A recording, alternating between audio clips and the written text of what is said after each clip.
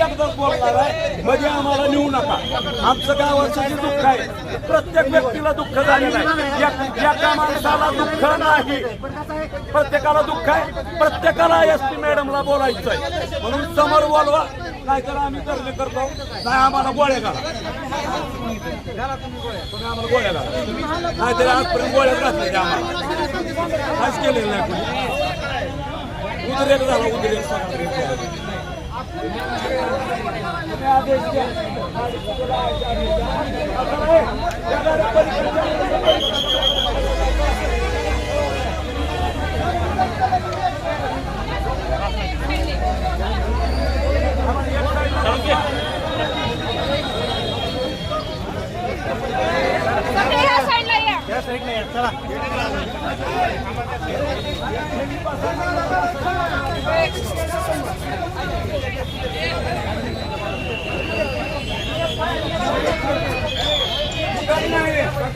साहेब असं बोलून कमी लावा म्हणजे मी लावा.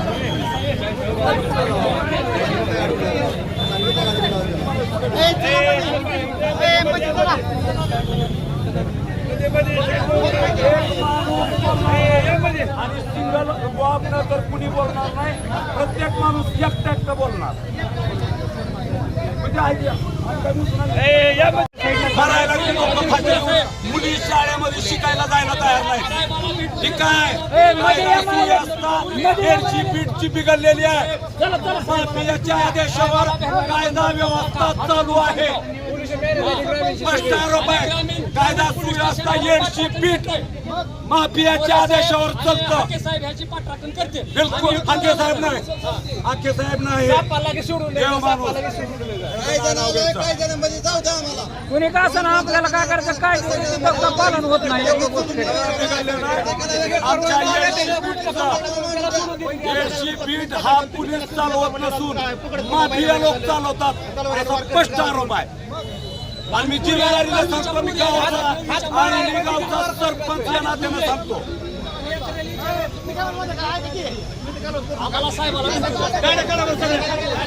गाड्या काढा आपल्या आपल्या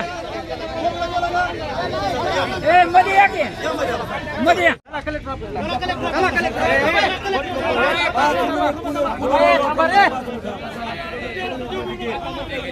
बिलकुल नाही.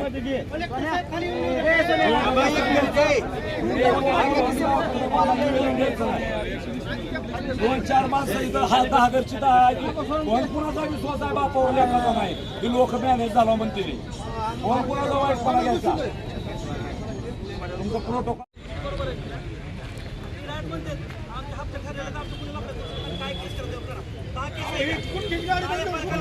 हप्ता देतो म्हणलं मी.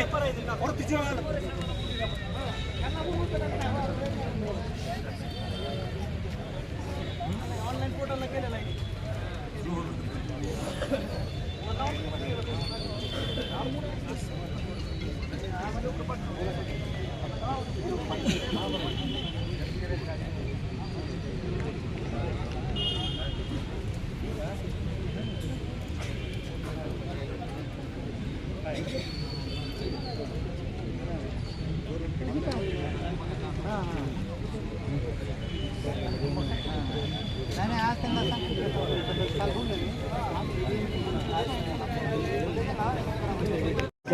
काय नेमकं तुमच्या बरोबर आहे.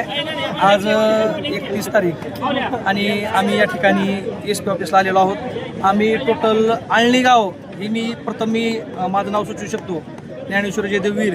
मी आळणी गावचा नागरिक असून या ठिकाणी आळणी गावामध्ये एक धतिंग म्हणा किंवा एक असे गुंडगिरी प्रवृत्तीचे लोक आहेत की त्यांचे एक टोळी आहे, 15 ते 20 लोकांची टोळी आहे.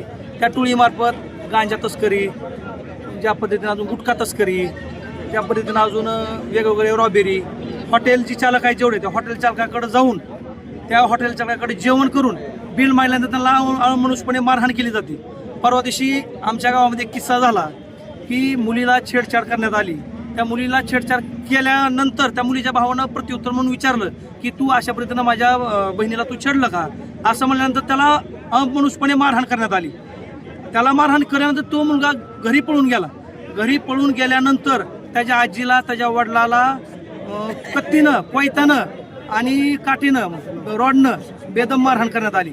असं झाल्यानंतर आळणी गावचे सरपंच प्रमुख काकावीर यांनी स्वतःची गाडी घेऊन रक्ताच्या थारोळ्यात पडलेल्या ह्या 3 व्यक्तीला त्या गाडीमध्ये घेतलं गेलं आणि शासकीय रुग्णालय धाराशिव या ठिकाणी उपचारासाठी आणत होतो.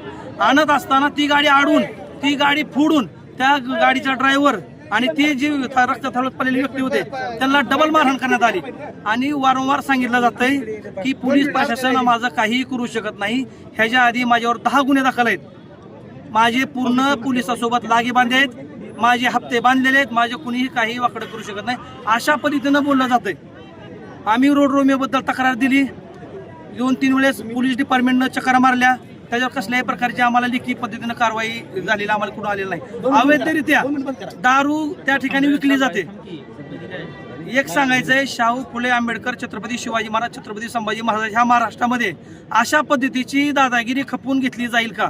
सर्वसामान्य लोक ह्या ठिकाणी आज 500 ते 1000 लोकांचा जो जमाव आहे आळणी गावातला, रीतसर कोणत्याही प्रकारे घोषणा न देता, कसल्याही प्रकारचे बॅनर न घेता, कोणताही जाती धर्मात, सगळ्या जाती धर्मात लोक आलेले आहेत. आणि एक सांगू इच्छितो, कोणत्याही जातीला आम्ही टार्गेट करत नाहीत.